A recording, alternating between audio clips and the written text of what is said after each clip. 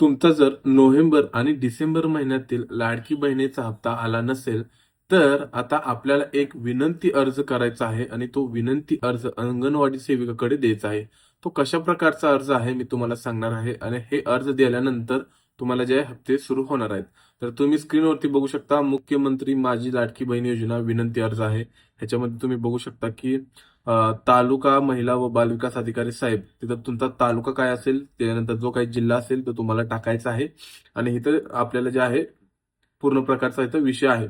आता इथं खाली आपला विश्वासू अर्जदार. आता ज्यांचा हप्ता येत नाही त्यांचं तिथं नाव लिहायचं आहे, राहणार लिहायचं आहे, त्याचा तालुका लिहायचा आहे, जिल्हा लिहायचा आहे, आधार क्रमांक लिहायचा आहे, अर्ज क्रमांक लिहायचा आहे आणि ठिकाण आणि दिनांक आणि मोबाईल क्रमांक ह्या सगळ्या गोष्टी इथं भरायच्या आहेत. त्याच्यानंतर तुम्हाला एक आधार कार्डची आणि राशन कार्डची झेरॉक्स त्याच्यासोबत जोडायची आहे आणि तुमची अर्जदाराची सही करायची आहे. म्हणजे जे काही लाडकी बहीण असेल तिथे तुम्हाला तिथं सही करायची आहे आणि हा अर्ज जे आहे अंगणवाडी सेविकाकडे द्यायचा आहे, जेणेकरून तुमचा जो काही हप्ते थांबलेले आहेत ते हप्ते तुम्हाला परत जे आहे सुरुवात होणार आहे. तर अशा प्रकारची आता अपडेट आहे.